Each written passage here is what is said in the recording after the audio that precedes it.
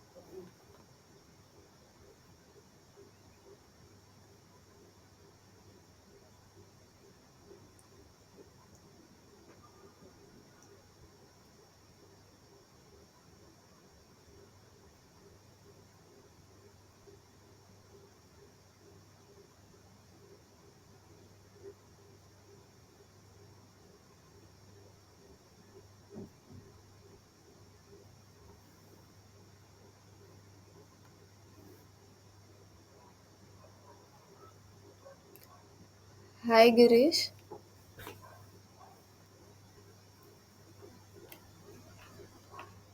Hello, hello. Hello. Hello. Hi Girish. Just wait for more 5 minutes if someone joins. Otherwise, we will start. Okay, sure.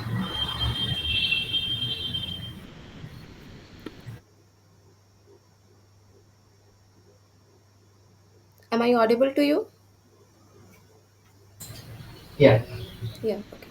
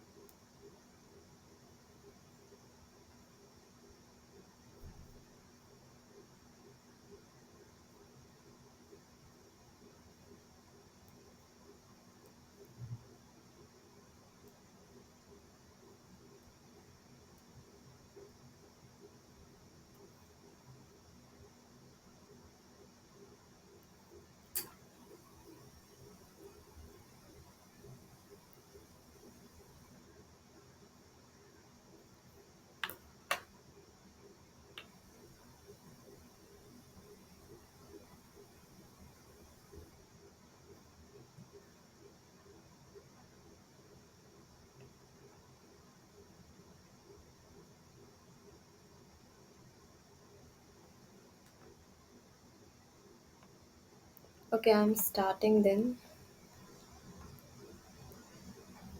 Okay, sure.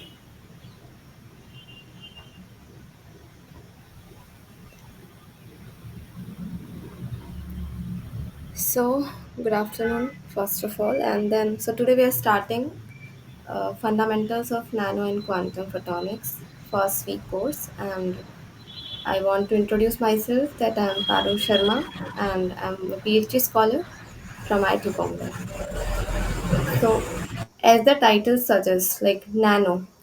So, we want to, first of all, we want to miniaturize our devices and quantum so that, like, we want to deal with the quantum properties of photon, not electron, because we are dealing with photonics, we are dealing with photon.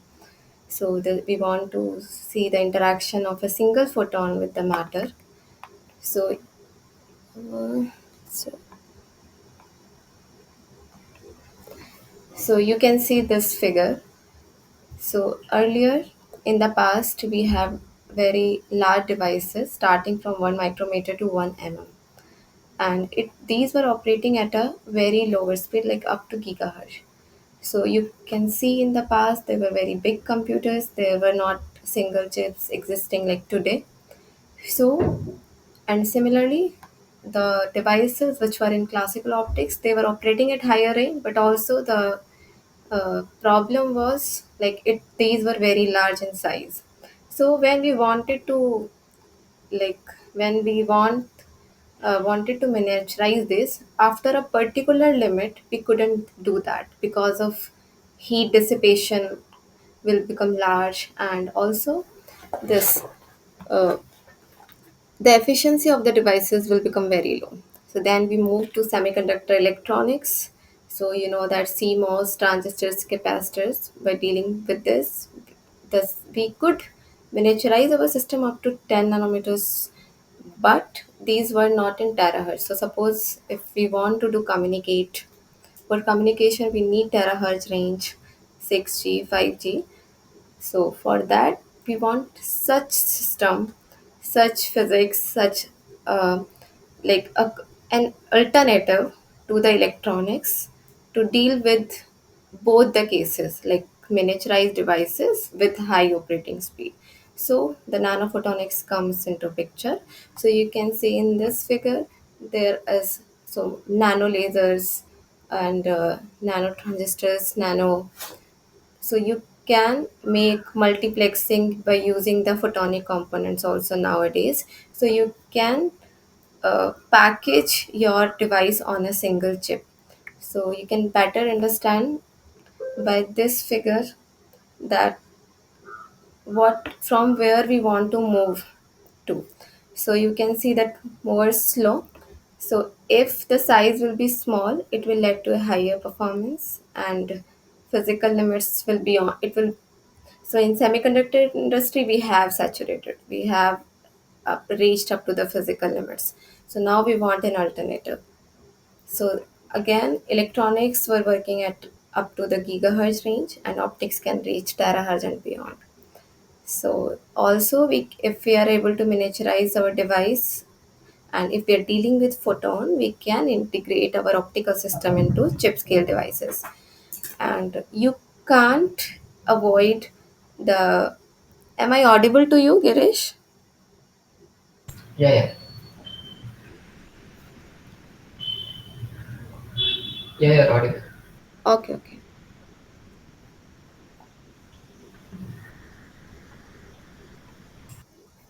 And we can't avoid the ohmic losses. You know, in electronic, there are ohmic losses that we can't ignore because we need connectors, gate, drain, and source. So when we are connecting this, there will be always some metallic part, and this will create the losses.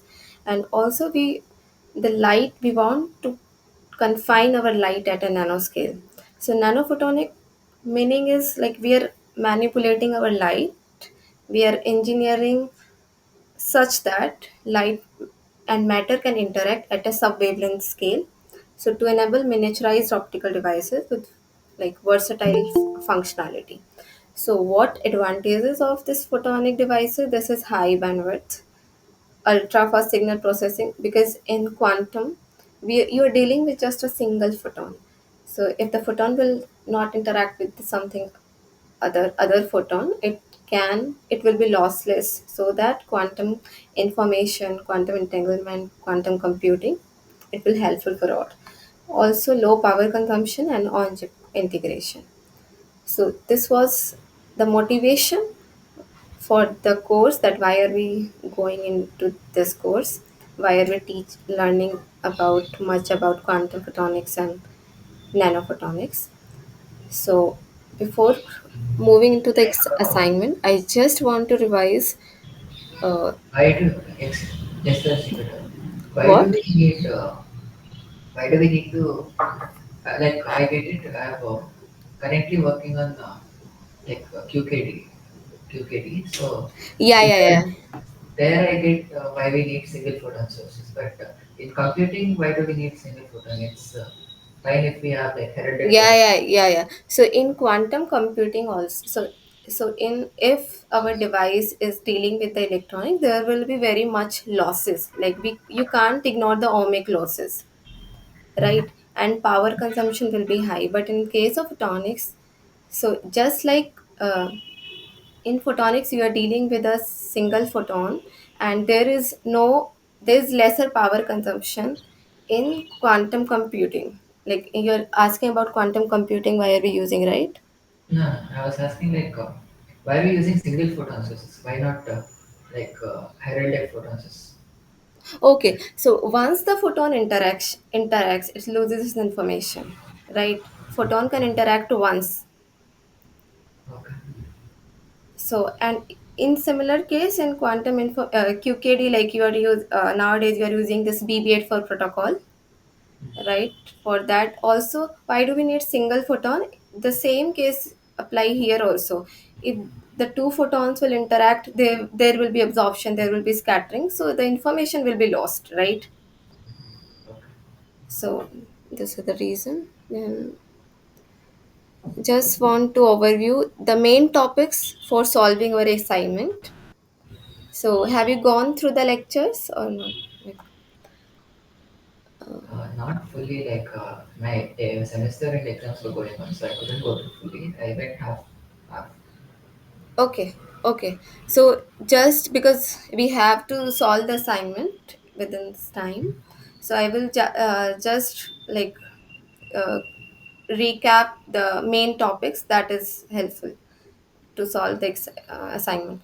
So in starting, like in this week one lectures, we started with a review of Maxwell equation. So we know that why are we choosing Maxwell equation, because it can apply to terahertz range, gigahertz range, and it is it tells, we can have wave equation that tells you the special variation of electric field with time, and how it is linked with this you can see the cursor, right?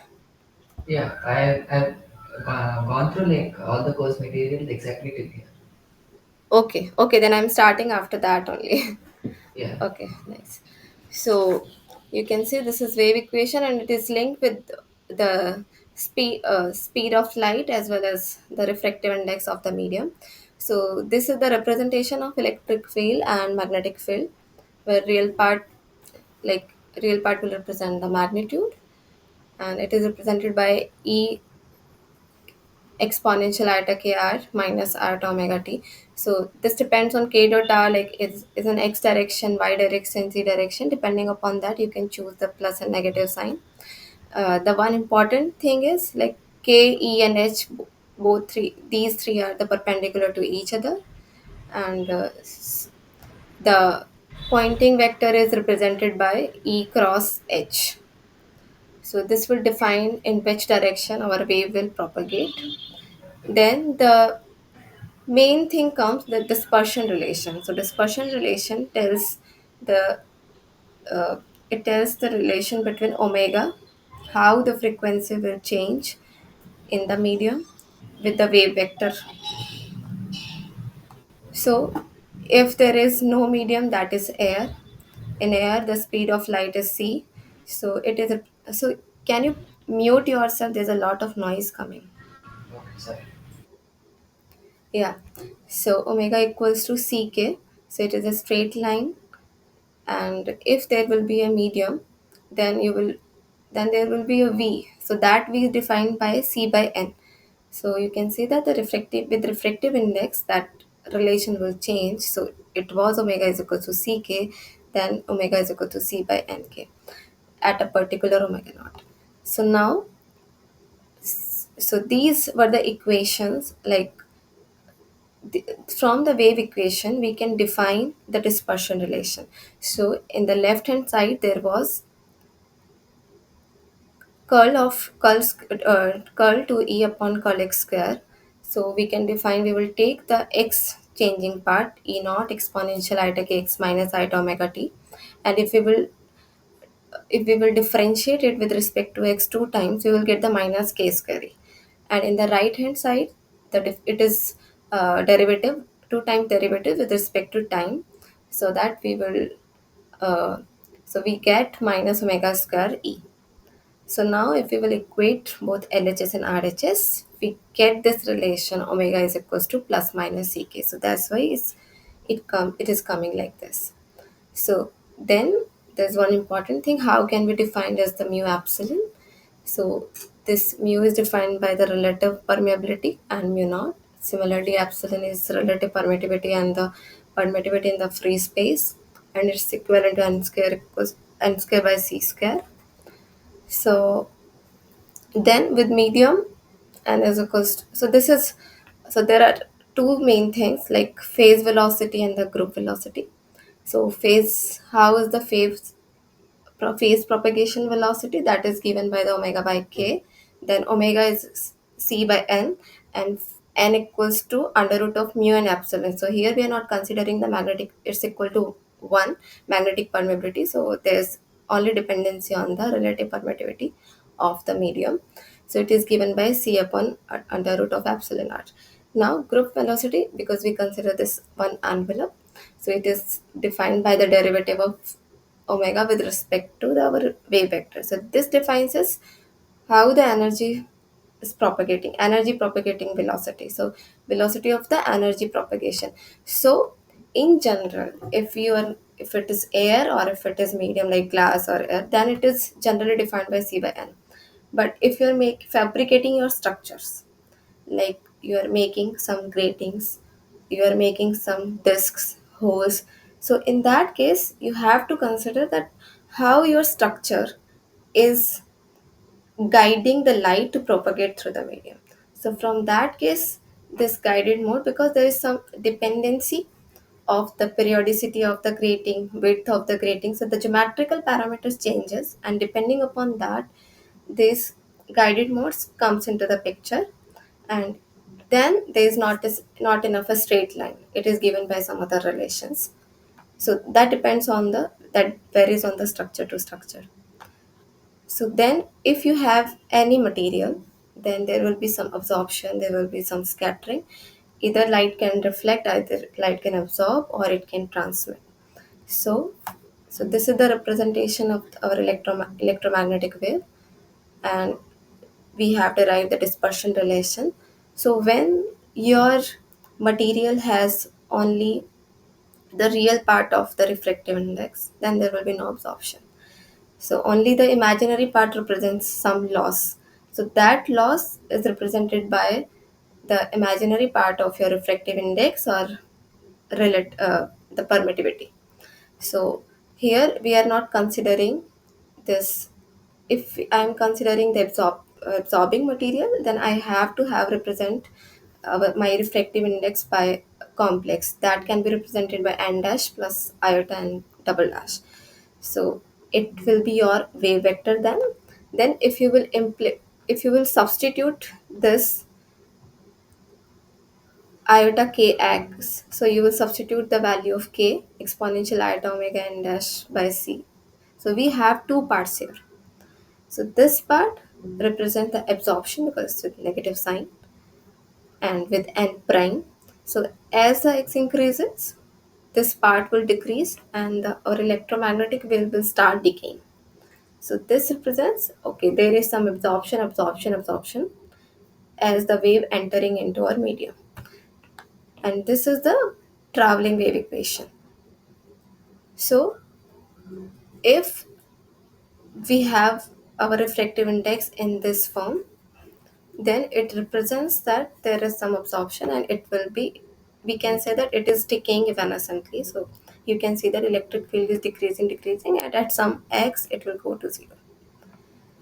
So yeah,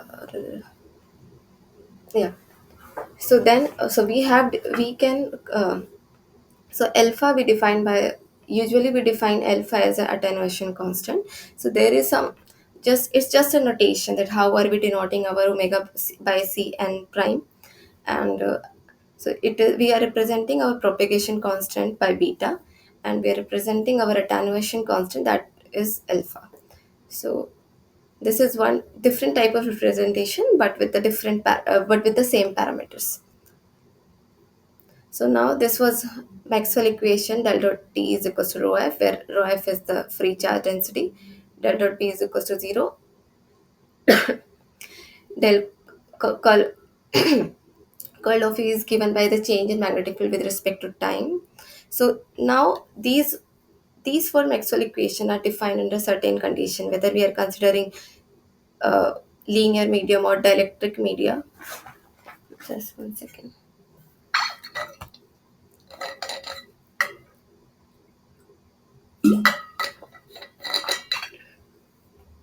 So P is defined by the polarizability, and it is a completely material property. So it is defined by epsilon, chi, and E. So, like if we want to substitute, if we have a material, then the polarizability will change. It was given in the first slide with how it is. In case of nonlinear materials, we have, yeah, like this. If we have nonlinear media, then there can be second order, third order, like second wave harmonics. And if the third order is non-zero, then we have other properties.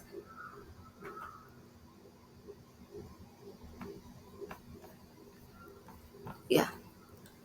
So here now we will derive how the refractive index, how the wave vector is changing with respect to refractive index of the material. If there is a normal incidence, if there is a oblique incidence, so there are different things. So here we are considering and not two mediums, one is air and one is glass. So how the our wave vector will change. So, and what properties like lambda, frequency, energy? So, which property of light will change if our light is traveling from one medium to another medium? So, the wave vector in air is defined by 2 pi by lambda naught. Then, whether the frequency will change or not. So, if the light is traveling from one medium to another medium, the frequency of light will not change since it is the property of a source. It's not a property of your medium. And if the frequency is not changing, then obviously E is equals to h nu, that will also be constant. So frequency will also be constant. So then from where it comes, like in for this case, how will my how will, what parameters will change?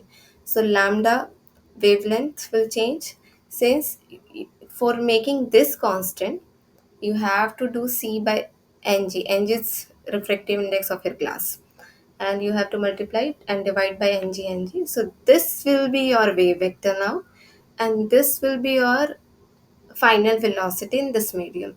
So from that we found out that their velocity is affected by changing the medium. V is equals to C by n, and your wave vector kg in glass is equals to refractive index times into k naught. And then if you will define kg, so we know that k is equals to 2 pi by lambda. So now kg is equals to 2 pi by lambda medium. So that lambda medium is lambda naught by n naught. So we found out that if the refractive index will increase, then our wave vector will also increase. So is in our assignment, many of the problems are based on this concept only, like how the wave vector is changing with respect to refractive index, how the what parameters will change, what is the property of our source, what is the property of our medium.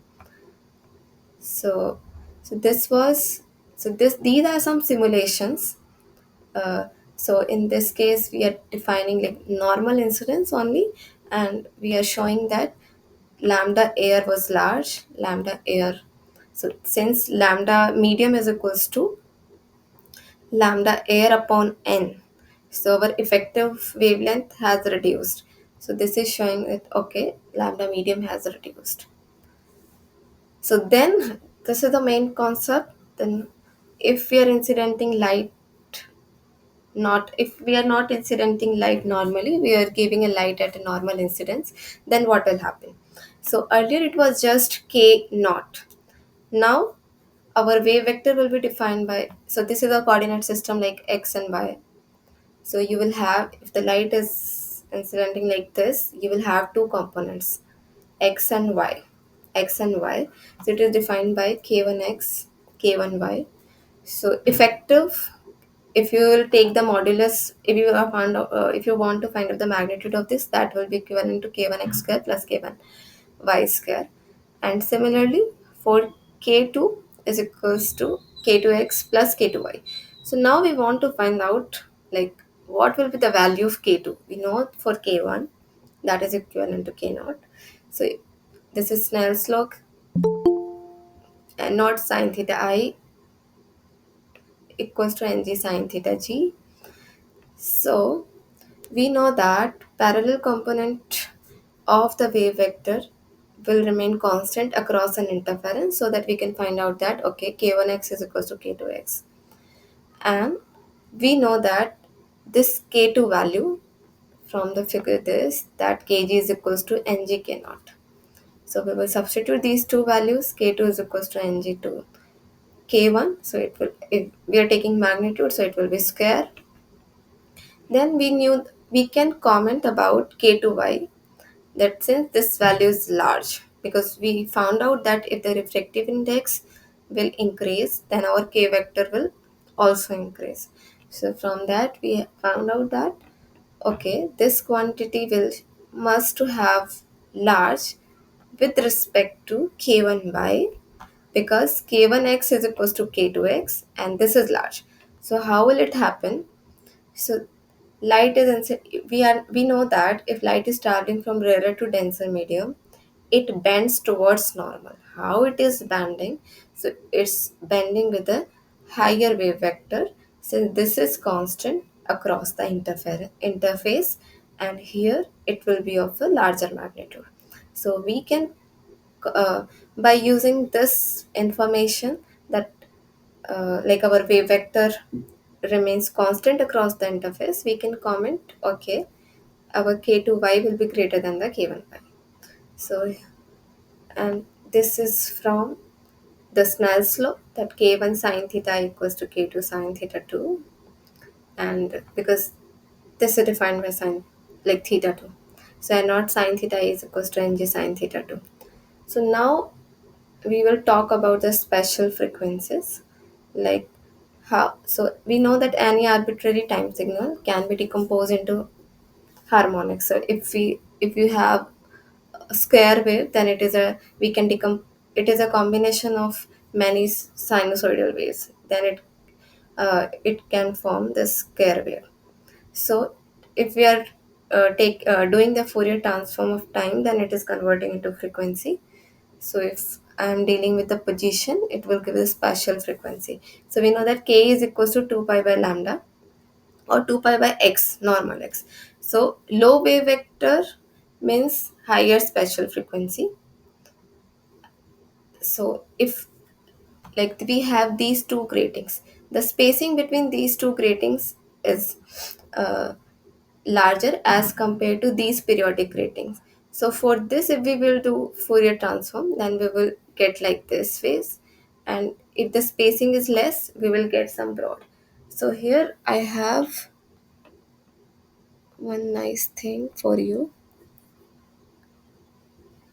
Yeah. So this is one image. Are you able to see, Girish? Yeah. Yeah. So this is one image we have, okay, and the Fourier transformation of given by this. So if I will suppose this is the center. So at the center, we know that lower special frequency will be there. Means it is a part of larger in the real time axis.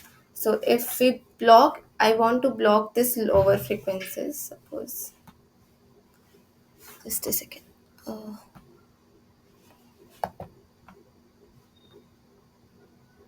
yeah.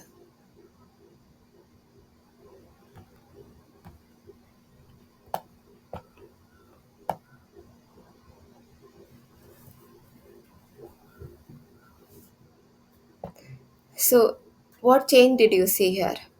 So I blocked this large k vector components, so you can see that the background, the smaller feature will disappear. And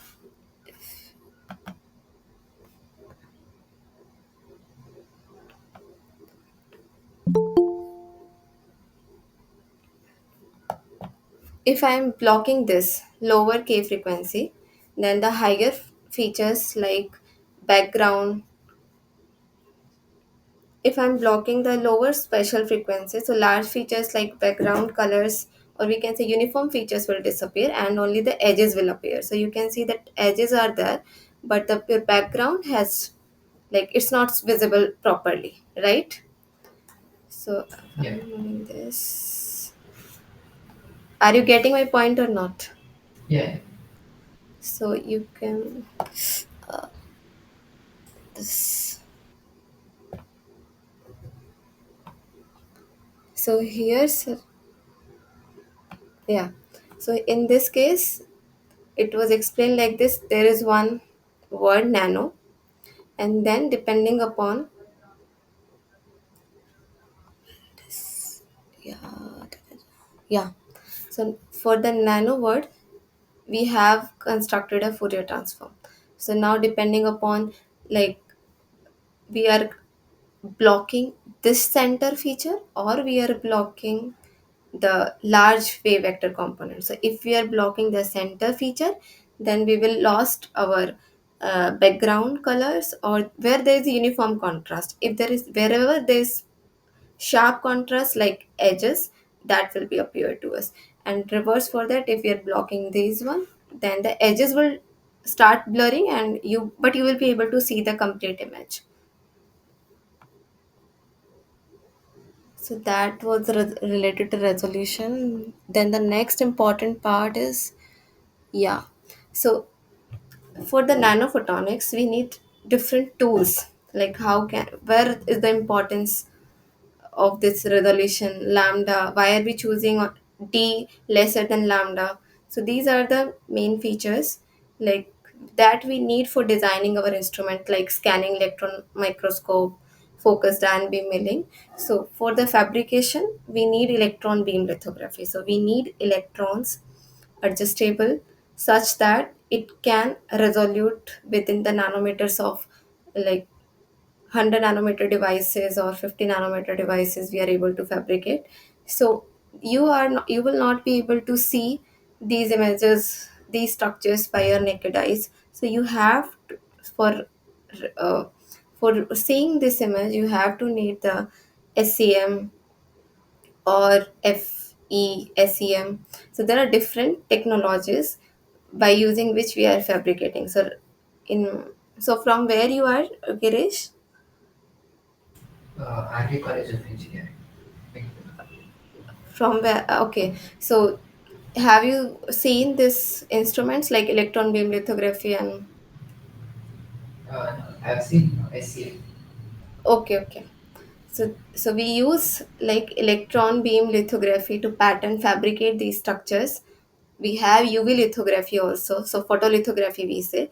But the problem is the it is related to the resolving power. So if I'm dealing with UV light, then I won't be able to fabricate my structures lesser than 1 micrometers. But in case of SEM, because the electrons have lower wavelength and we can accelerate that, so we can fabricate the size up to 10 nanometer, 20 nanometers.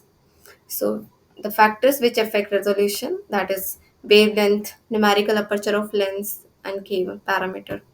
So this is with UV light, and yeah. So then now the important part is our electromagnetic wave spectrum. So if we are dealing with visible range, so we have to fabricate the smaller structures.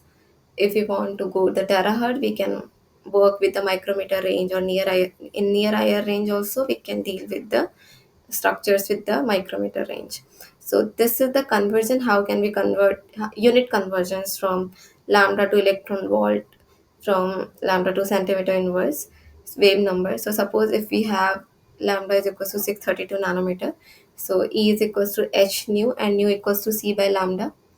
So if we convert into, that will come into joule, so we want to convert into electron volt. So then we will divide it by the electronic charge, 1.6 into 10 raised to power minus 19, and then we will get approximately 2 electron volt. And this is the shortcut for that, 1.24 upon lambda you can give in micrometers.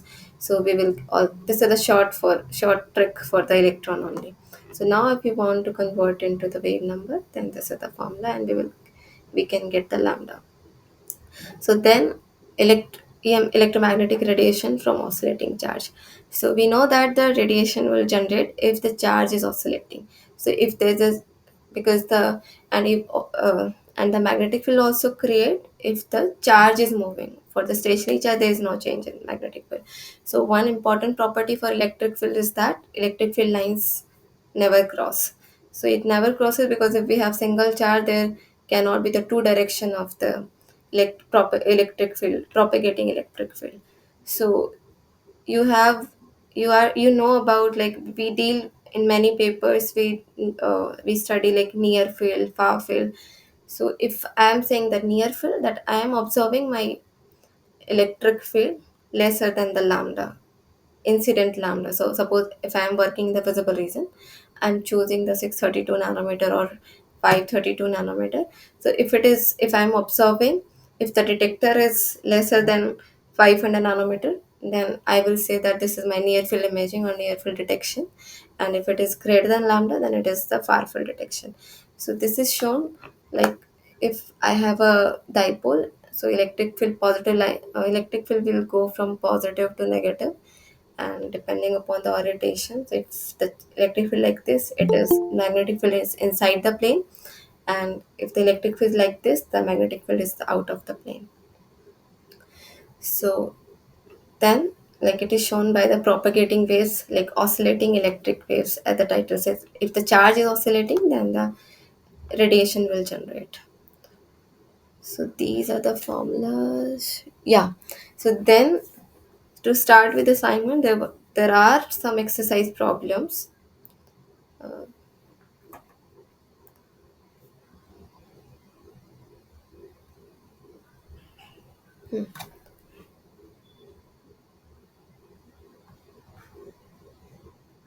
So here the question is, a beam of light at lambda is equals to 532 nanometer is incident on an air glass interface from the air side.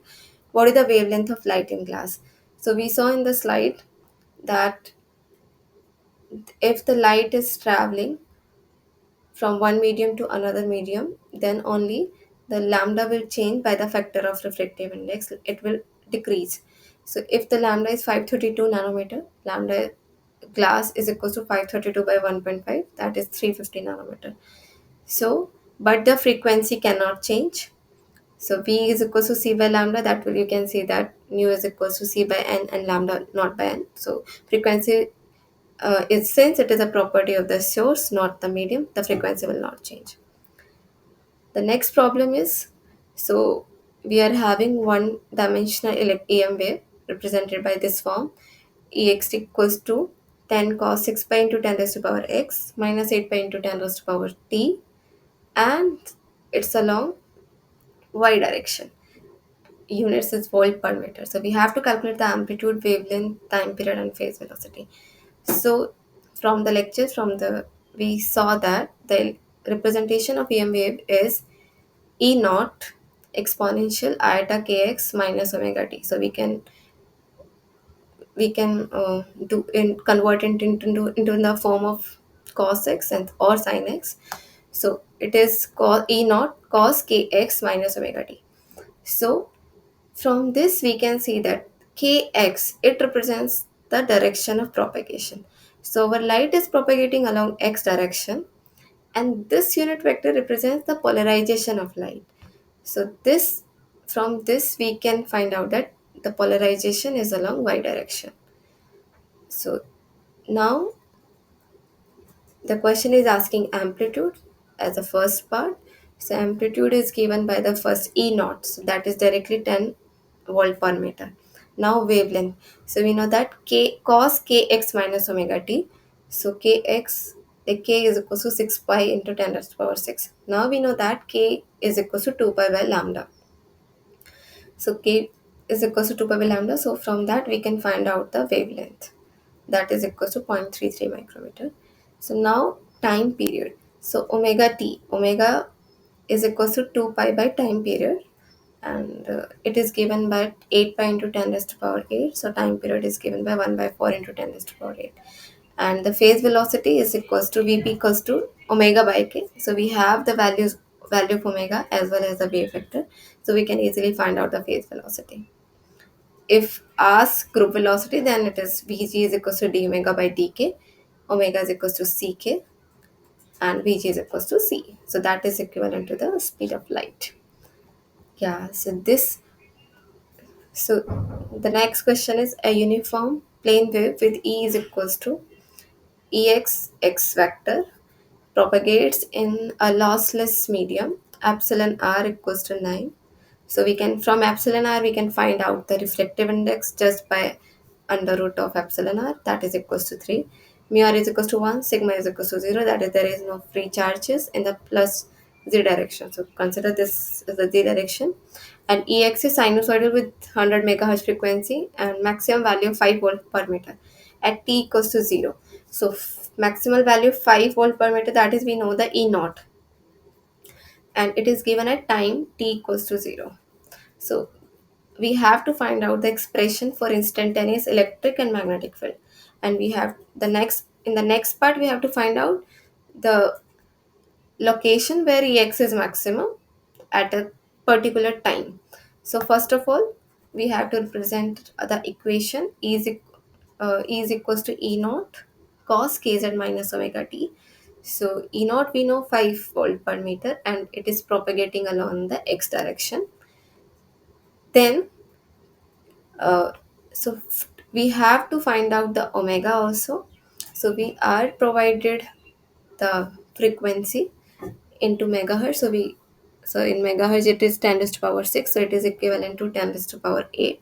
So omega is equal to 2 pi into 10 raised to power 8. So we can find out the angular frequency. Then k wave vector. So omega is equals to c by n. So we know omega v equals to we know n. So similarly we can find out the wave vector. Then to find out the equation of magnetic field, we have to find out one relation between electric field and magnetic field, that is given by this impedance z is equals to E by h, and we know that this equation is 120 pi by under root of epsilon r is equals to 40 pi, and then this constant value E h is equals to 40 pi by this E. So sorry, h is equals to E by this 40 pi. So E naught value is 5, so 5 by 40 pi. How will we find out this direction? So we know that S is equals to E cross H. So electric field is along X, and we have the K value along Z direction. So it is provided that it is in the Z direction. So H can be only in the Y direction because these are perpendicular to each other. So now next question we have to find out that Ex is maximum, where Ex is maximum at t is equals to 10 raised to minus 8 second. So for electric field be maximum, it should, this quantity should be maximum. For this quantity should be maximum, we have to have kz minus omega t is equals to 2 m pi. So we will uh, substitute the value of k, that was 2 pi, 2 pi into z minus omega t. Omega was 2 pi into 10 raised to the power 8, and time 10 raised to the minus 8 is equals to 2 m pi. So z is equals to 1 plus m. So where m was integer, so it can be an integer. So at these position, if the time at time is equals to 10 raised to the power minus 8, the our this electric field will be the maximum. And the last exercise is Consider a plane wave propagating in a particular direction, making theta degree with 30 degree with x-axis and 90 degree with y-axis. So we have to find out the expression that can represent the electric field. So here we have our coordinate system xyz. So wave is, if the incident light is at 30 degree, so we can make the k naught with 30 degree with respect to x, and 90 degree with y-axis will come here. So our light will be in the confined into xz plane. So if we will write kx is equals to k naught cos 30 root 3 by 2 k naught, ky we have 0, and kz is equals to k naught cos 60 or sin 30. We can take both k naught by 2. So we have to give the representation for this. So now our light can propagate into two direction. One is the y direction because ky is equals to 0, and perpendicular to this 30 degree. So one expression is E naught exponential iota kxx plus kyy minus omega ty is along completely in y. And the other one is if electric field is making 120 degree with respect to x, that will be in xz plane. So this you can write like root 3 by 2 kx plus k naught by 2 z cap. So that will be your two equation. So this was all about, this was the recap from the week 1 lectures. Now we will move into assignment. We can take just 2 minutes break. After that we will start.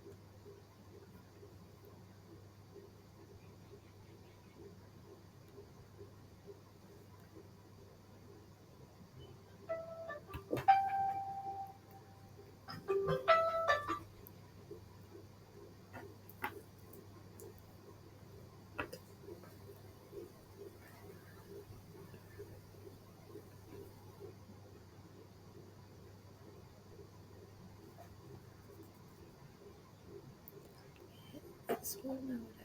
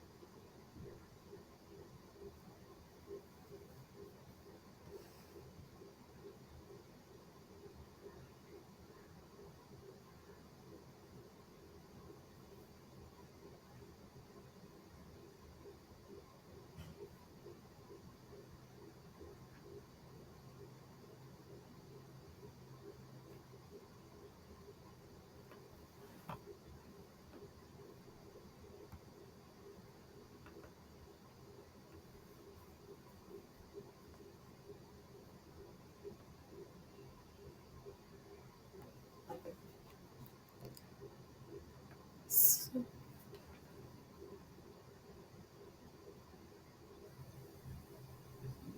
so we can start with the assignment now.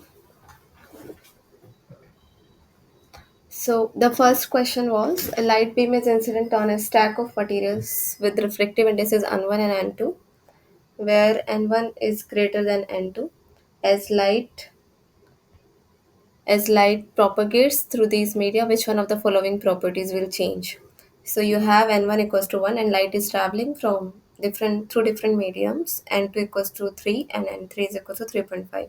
So we have to tell like which parameters will remain constant: frequency, wavelength, energy, and velocity. So that was an exercise part also, that if the light will frequency will not change because it's a property of the source, not a medium. Second thing is wavelength. Second option is wavelength. So lambda is defined by v by f. So it is c by, so velocity changes with respect to with when we change the refractive index. So v is equal to c by nf, and we can say that wavelength will decrease if the light is entering from lower refractive index material to higher refractive index. But frequency has no effect, E is equals to hf, and speed as n increases, speed will decrease. So that is given by v is equals to c by n. Now the second question is, consider a grating structure with periodicity p is equals to lambda by 2 placed inside a beaker. Let the wavelength of light in air denoted by k naught. In the figure, the beaker is filled with a liquid of refractive index n is equals to 3. So first of all, we have to consider, like suppose this is our coordinate system. We are considering this is z and this is x. Okay, and then uh, since it is we have grating like along this, so the momentum imparted will be along this direction. That will be kx. So the first question is asking what will be the wave vector K grating associated with the grating structure in figure A. That we are not considering the medium.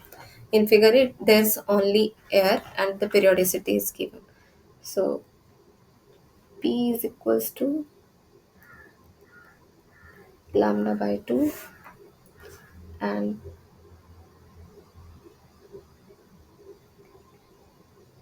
K grating is equals to 2 pi by P, that is 4 pi lambda. So we know that K naught is equals to 2 pi by lambda naught. So we have our K grating is equals to twice of K naught. So our answer is K grating is equals to 2 K naught. So the next part, in the third question, they are asking that we have to find out the wave vector of the light scattered by the grating in the z direction. So the now the light is getting scattered. So the general relation just now we revisited through our slides that tells us k naught square or k1 square is equals to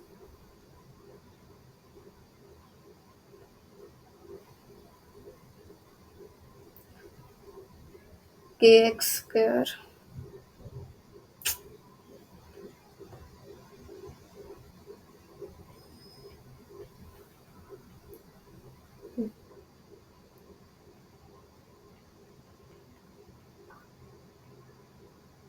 Kx square plus kz square. So now we want to find out the wave vector of light scattered. So we want to find out kz. So kz will be k naught square minus kx square. So what is kx? In second question, kx is along this direction. So this is momentum imparted by the grating. So that will be kx is equals to 2k naught. So question second, k grating is equals to kx is equals to k 2k naught, and then we can find out our kz k naught square minus.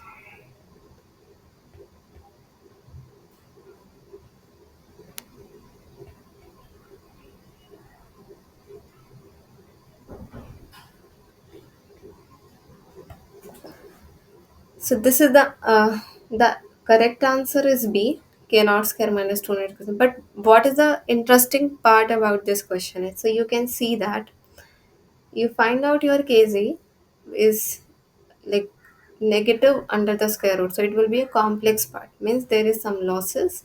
Your light will decay. So there will be an evanescent decay, and the light is propagating through an absorbing medium. So the amplitude will continuously decreased. Should be decreasing with respect to the x. So remember this because the next questions will be related. The next 2 or 3 questions are related to this only. Then the question 4. Now it is related to question beyond this figure. Yeah.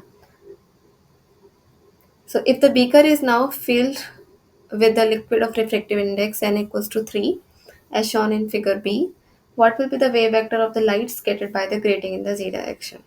So first of all, we have to find out our k naught, because now since the light is traveling from one medium to another medium, so our k naught will change, right? So initially it was, suppose k1 is equals to k naught. We found k liquid. What will be is n times of k1, and since n is equals to 3, we have K liquid is equals to 3 K naught.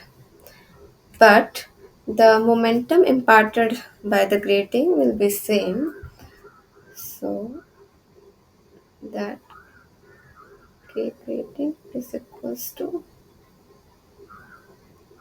2 K naught. So our wave vector of in z direction is equals to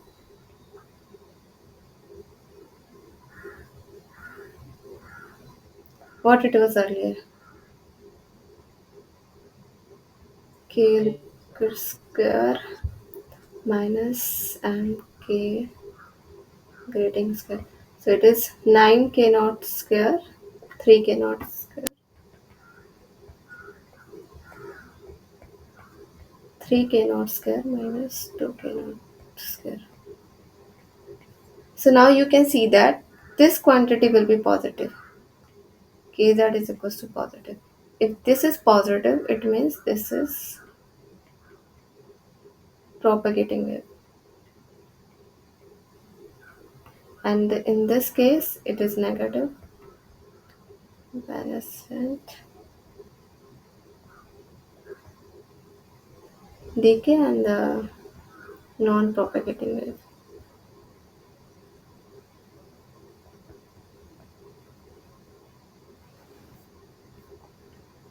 Hmm. So next question is consider the graphs representing the waves propagating in the wave direction in the z direction of the grating structure in air and liquid media in the figure A and B. So in the figure A we have four waves which are traveling in air in the figure A, and similarly for this 2 3 4 questions, and in the B figure it is filled with some liquid which has some refractive index, so we can assume this same picture. So on the basis of the wave vectors, like just we found out that what will be the K, like whether it will be evanescent or not, whether it will be propagating wave or not, we can find out what will be the profile of this. So for the first case, when it is air, so the fifth question is asking from the following graphs in figure A, which one represent the scattered wave propagating in the z direction when the medium is air. So you can start with this. Suppose this is your 0 and this is okay. So in this direction you are moving. So if your incident wave is coming like this,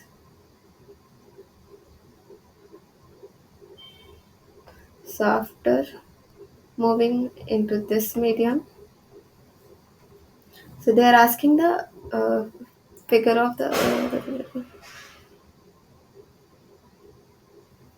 yeah. So now we saw that when the wave was traveling in the air, then we have non-propagating wave, that the evanescent decay. So we know that what is the profile of evanescent decay. This was like this.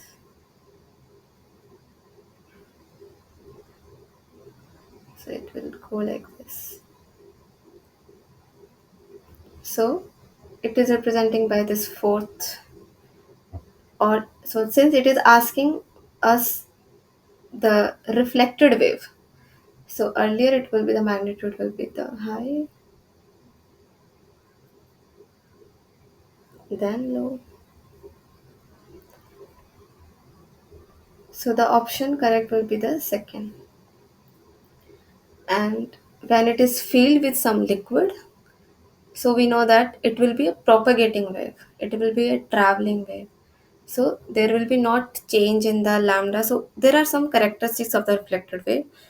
Like it should have lower amplitude. So since in this picture that they are not, they didn't provide the what is the incident wave amplitude. So for that we are assuming the normal in general case, whatever with the amplitude, it should decrease in the first case. Then the second property of our the reflected wave is the wavelength should not change. If the case, so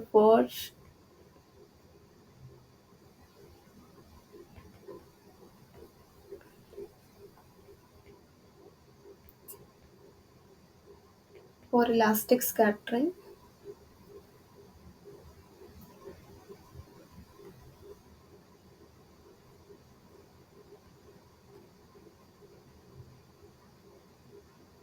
wavelength doesn't change. It should be same. And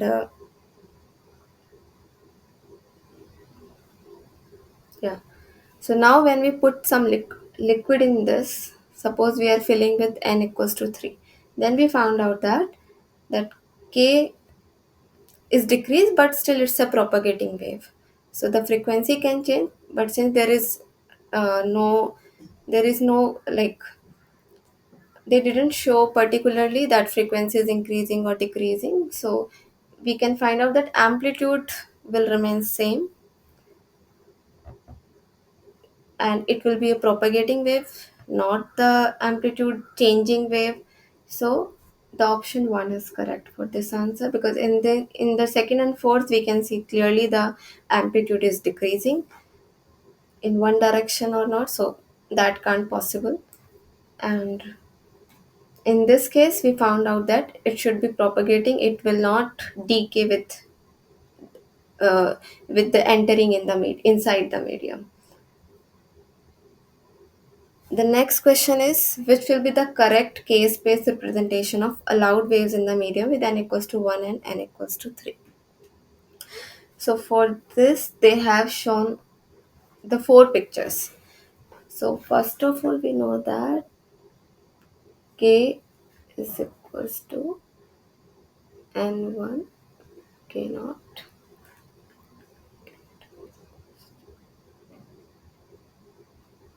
Suppose n1 is equals to 1,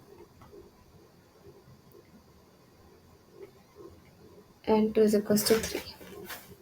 So k1 is equals to k naught and k2 is equals to 3 k naught. So from this we can clearly say that if the refractive index is larger, then the if the refractive index will be larger, then the wave vector will be larger. So now from in option A you can see that blue color represents n is equals to 3 and red color represents n is equals to 1. So in first option they have shown a larger wave vector for lower refractive index. So that is not possible. So A option is cancelled. Similarly in C also, they have shown n is equals to 1. They have shown the large wave vector for n equals to 1. So A and D has cancelled. So now the remaining are B and D. So in the B case, they have represented the n is equals to 1 red one with smaller k vector. That is true according to the formula. And for n is equals to 3, k2 is equals to 3 k naught times, and it will be larger circle. Now in option D, they have they are representing your wave vector in x direction and y direction different. The major axis and minor axis are different, but they are not considering any anisotropic medium.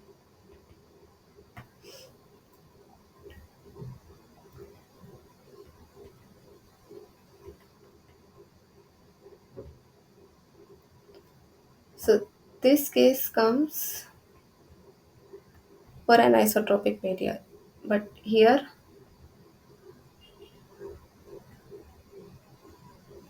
we have isotropic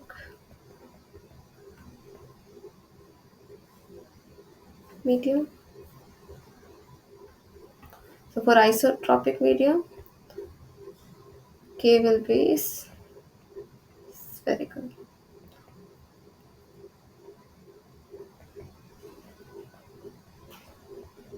Kx is equals to ky. So both should be circles.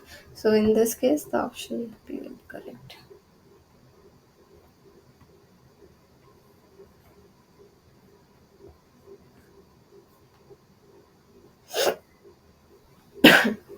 So next question is, an EM wave is incident at a glass air interface at an angle theta I. Consider three cases with an angle of uh, theta I is equals to 30 degree. 41.82 degree and 50 degree. So at what condition will TIR phenomena take place if the free space vector is k naught? So first of all, we should know the condition of TIR. So to happen TIR, wave should travel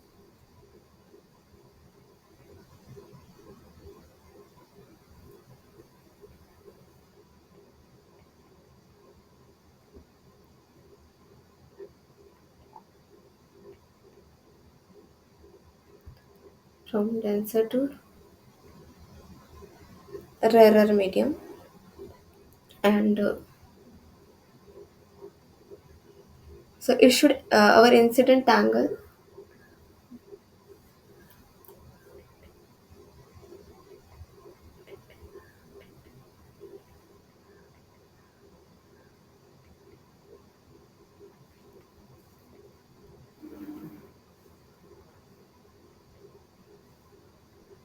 should exceed critical angle. So that is defined by the theta c is equal to sine inverse n2 by n1. So here n2 is equal to 1, n1 is equal to 1.5. So you can directly solve for theta c is equals to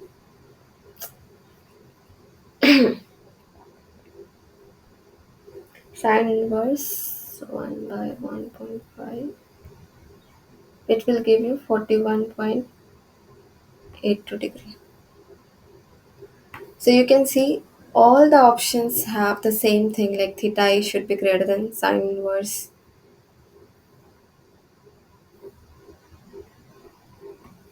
n2 by n1. So that part is clear. So now we have to find out the wave vector and the which component of wave vector.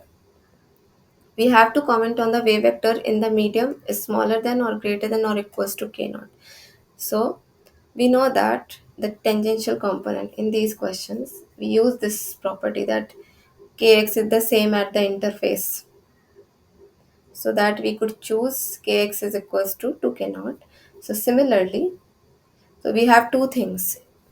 It is analogous to electric field tangential component, or this magnetic field tangential component or normal component. So there are two component, tangential component and normal component. So in the normal component it is discontinuous, and the tangential component it is same. So we saw that like tangential component of wave vector at the interface is equals to the k naught. So the correct answer is this. And we found out the condition for TIR that theta I should exceed our sine inverse n2 by n1. The next question is an EM wave in the mode profile of a dielectric waveguide. Uh,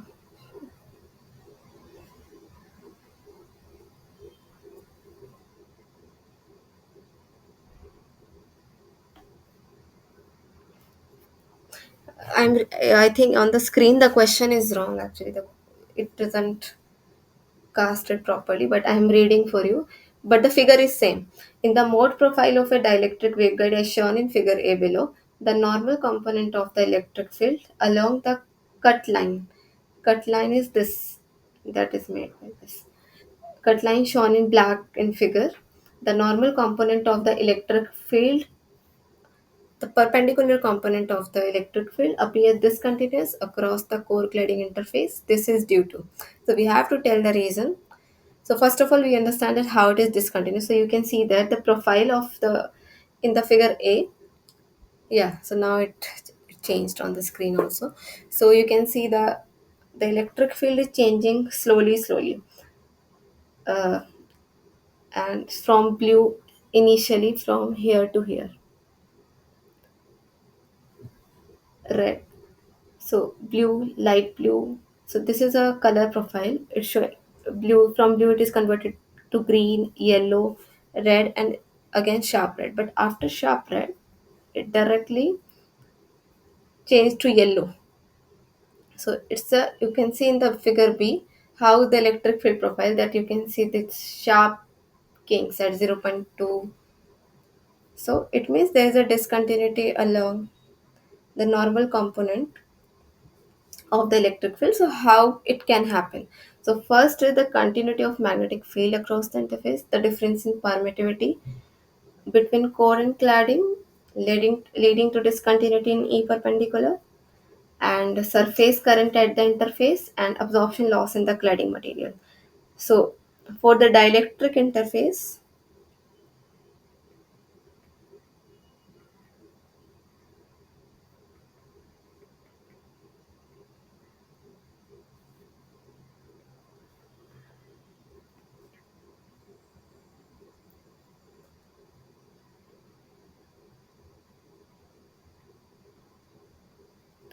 epsilon D is equals to D is displacement current.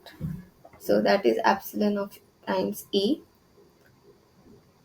is continuous. Okay. Under the condition like in the absence of charge.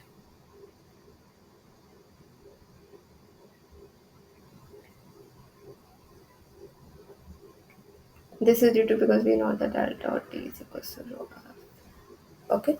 So for dielectric interface, there is no surface charge. It's not given in the question. So we will consider D is the continuous.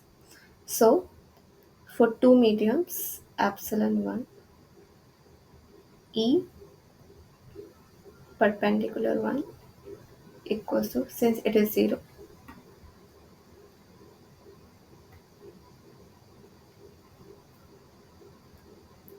epsilon 2 E perpendicular 2.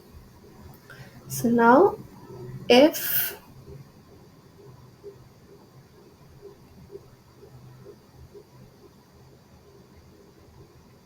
E electric field perpendicular component in these two mediums are same, then permittivity must be different.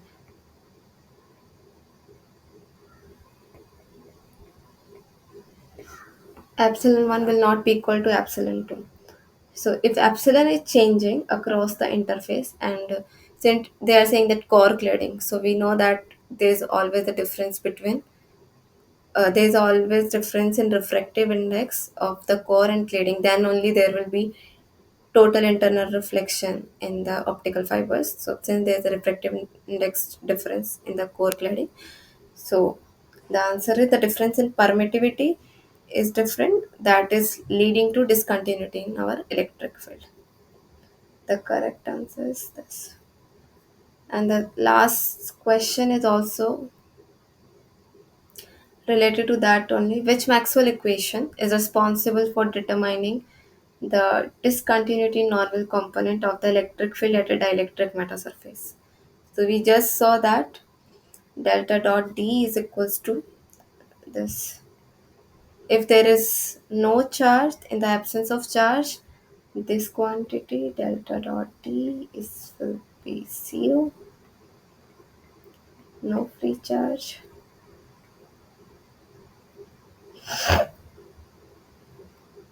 Or like sigma f is equals to. So then epsilon 1 and epsilon 2 could be different, and there will be discontinuity in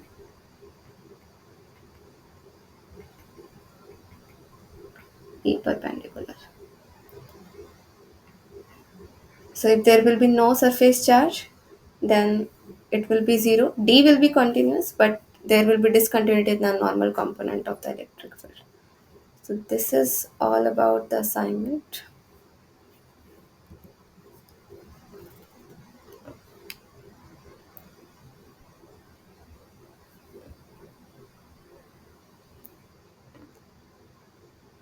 So if you have any doubt, you can ask. Like from my side, this was it. Like if you want both option.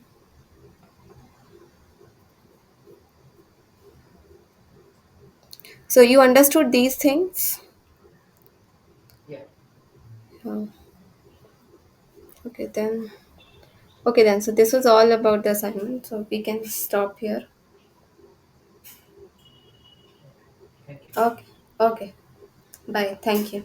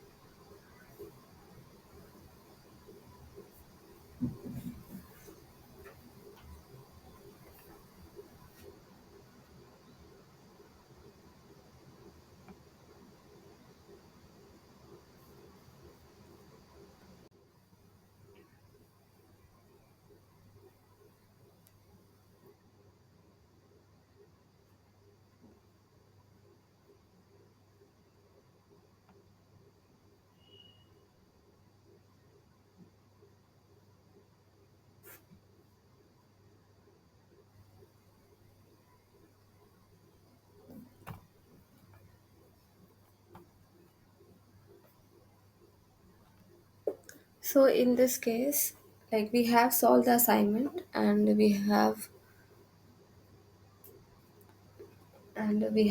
done the exercise part. So these are so since we have half an hour, so we can revise the other important part of this week lectures.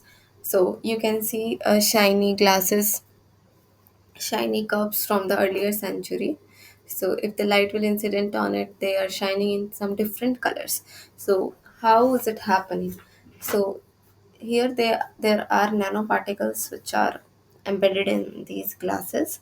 So with the nanoparticle size affects the if the depending upon the nanoparticle size, the absorbance of light will change, and then we will see different colors. Similarly, if we have seen the stained glass windows and or visited if we have like we have visited these churches in medieval Europe, we can see these type of structures and we can see the different colors, shining colors, depending upon the size of the nanoparticles.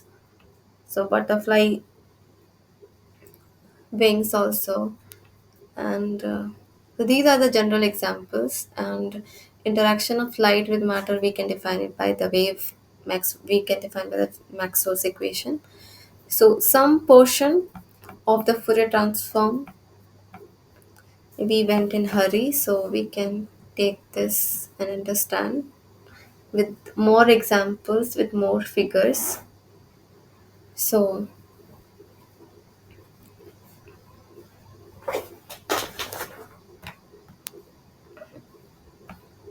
suppose we are taking suppose we are taking these balloons, and the Fourier transformation of this image is represented by this figure. Now I'm removing all this.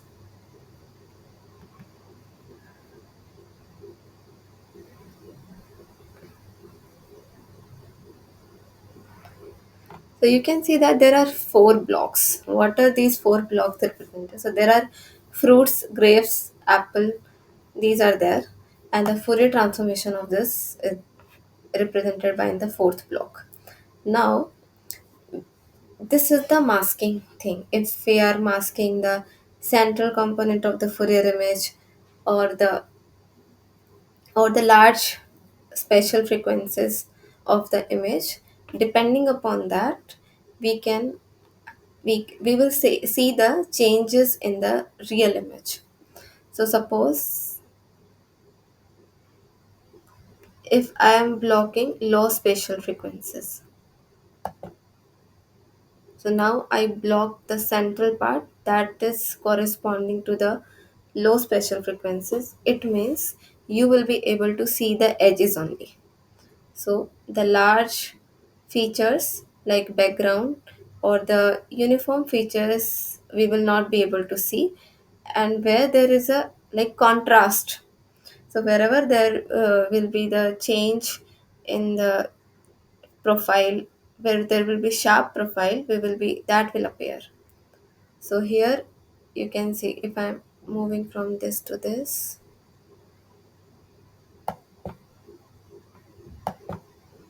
So you can see you will be able to see edges. So now if I will block the reverse part.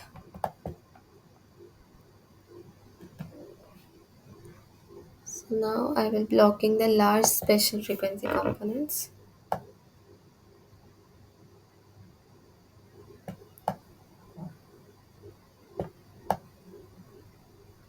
So you can see that the sharp features are going away, means the edges are becoming blurry, but the background is there that you are able to see the apple, but wherever there is a large contrast you will not be able to see. Similarly,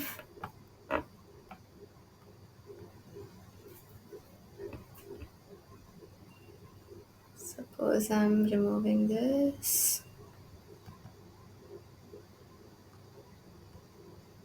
So this is an online software which is available on, you can just google that and find out.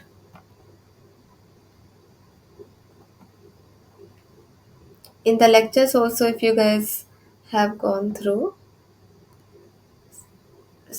one example has been explained like nano.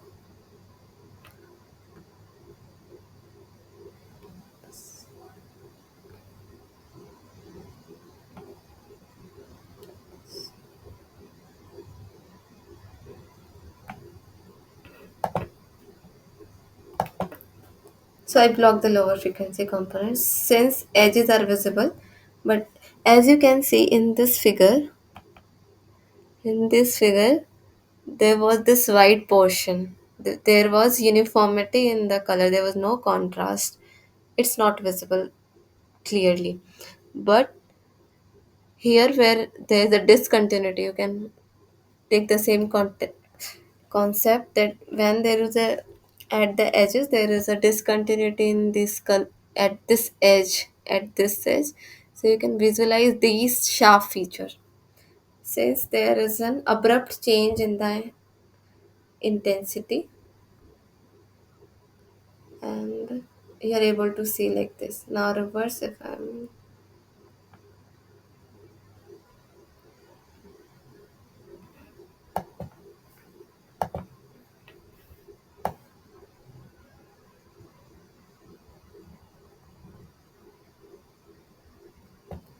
so now whatever the edges were visible to you clearly earlier, it is not visible to you. So let's go back to the slides. You can easily, even if you want to do Fourier transformer for your structure, for particular structure, you can upload it there, and you can choose, like you can choose the desired image, you can find out the Fourier transformation and check with your setup in the lab, so that there will be no confusion if you're going on the right track or not.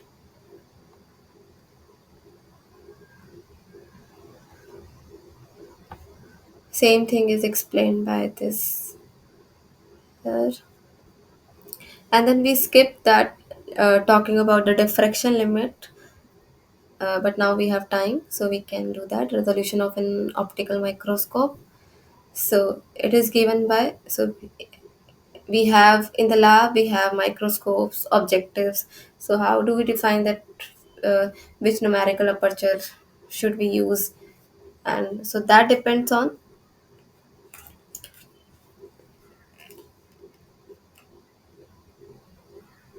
so resolution, so the resolution of our microscope cannot go beyond the wavelength. So if we are choosing the lambda 532 nanometer, so so for that it should be delta is less than lambda by 2, and it for that for happen this, the numerical aperture should be equals to 1.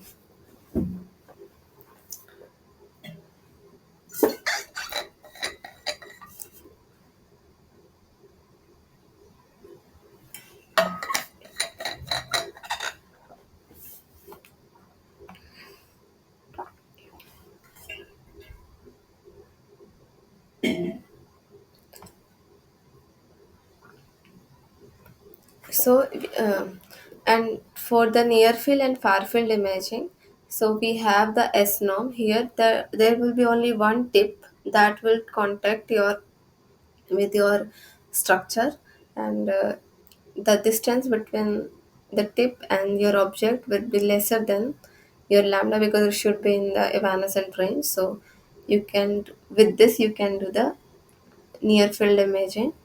And far field, this is just like is your free space if you're at a far distance greater than lambda.